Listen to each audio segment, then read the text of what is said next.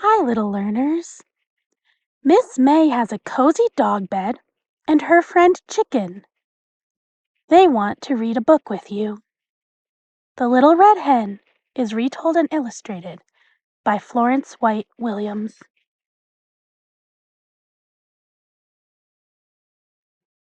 A little red hen lived in a barnyard. She spent almost all of her time walking about the barnyard in her pickety-peckety fashion, scratching everywhere for worms.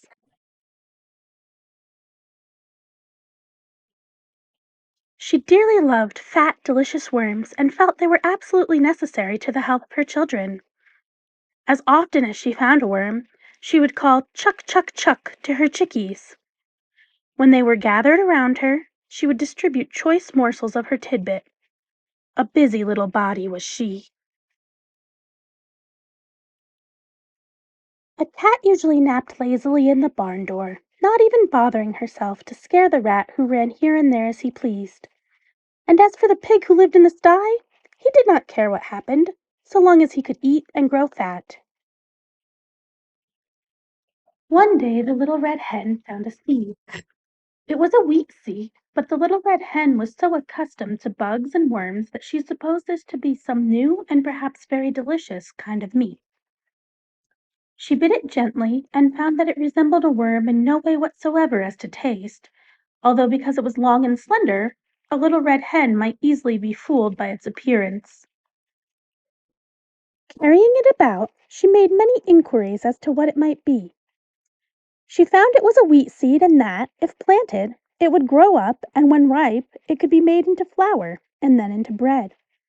When she discovered that, she knew it ought to be planted.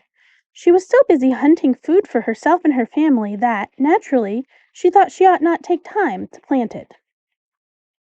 So she thought of the pig, upon whom time must hang heavily, and of the cat who had nothing to do, and of the great fat rat with his idle hours, and she called loudly, "Who will plant the seed?"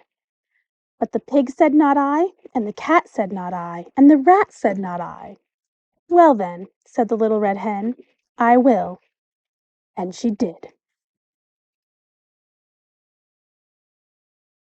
Then she went on with her daily duties through the long summer days, scratching for worms and feeding her chicks, while the pig grew fat, and the cat grew fat, and the rat grew fat, and the wheat grew tall and ready for harvest. One day the little red hen chanced to notice how large the wheat was and that the grain was ripe. So she ran about calling briskly, "Who will cut the wheat?" The pig said not I, the cat said not I, and the rat said not I. "Well then," said the little red hen, "I will." And she did. She got the sickle from among the farmer's tools in the barn and proceeded to cut off all of the big plant of wheat.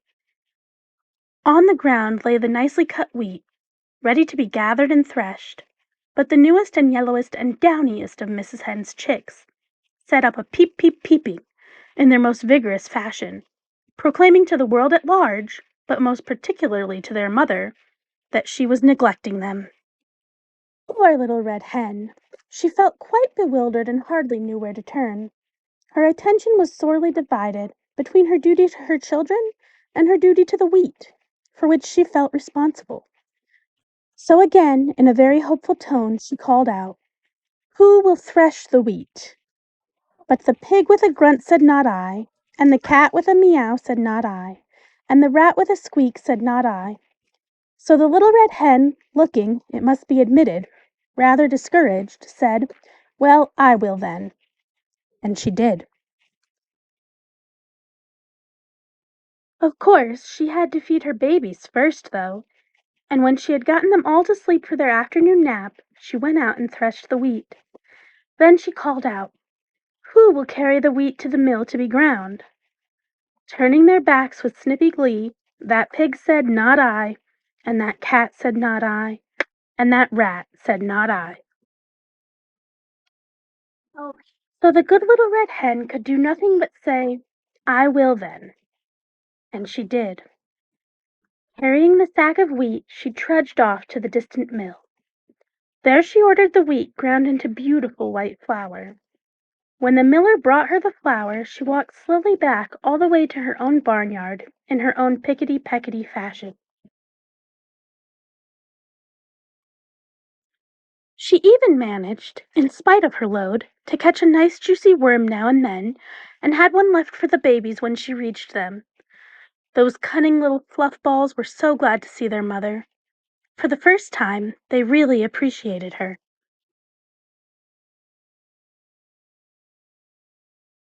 After this really strenuous day, Mrs. Hen retired to her slumbers earlier than usual. Indeed, before the colors came into the sky to herald the setting of the sun, her usual bedtime hour. She would have liked to sleep late in the morning, but her chicks, joining in the morning chorus of the henyard, drove away all hopes of such a luxury. Even as she sleepily half opened one eye, the thought came to her that today that wheat must somehow be made into bread. She was not in the habit of making bread, although of course anyone can make it if he or she follows the recipe with care, and she knew perfectly well that she could do it if necessary. So after her children were fed and made sweet and fresh for the day, she hunted up the pig, the cat, and the rat. Still confident that they would surely help her some day, she sang out, "Who will make the bread?" Alas for the little red hen! Once more her hopes were dashed, for the pig said not I, the cat said not I, and the rat said not I.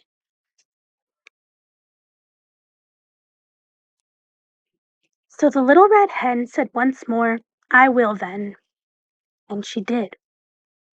Feeling that she might have known all the time that she would have to do it all herself, she went and put on a fresh apron and spotless cook's cap. First of all she set the dough, as was proper. When it was time, she brought out the molding board and the baking tins, molded the bread, divided it into loaves, and put it into the oven to bake.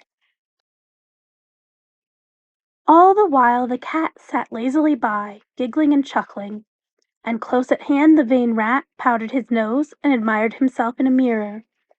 In the distance could be heard long-drawn snores of the dozing pig. At last the great moment arrived. A delicious odor was wafted upon the autumn breeze. Everywhere the barnyard citizens sniffed the air with delight. The red hen ambled in her pickety-peckety way toward the source of all this excitement. Although she appeared to be perfectly calm, in reality she could only with difficulty restrain an impulse to dance and sing, for had she not done all the work on this wonderful bread?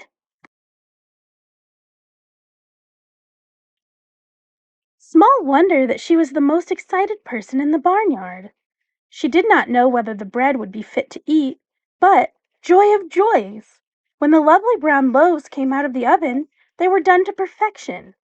Then, probably because she had acquired the habit, the red hen called, "Who will eat the bread?"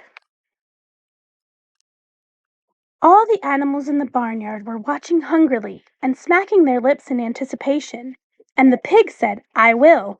The cat said, "I will." The rat said, "I will."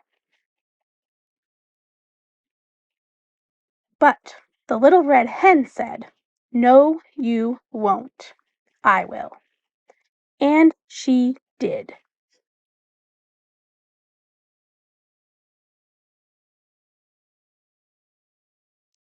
The end.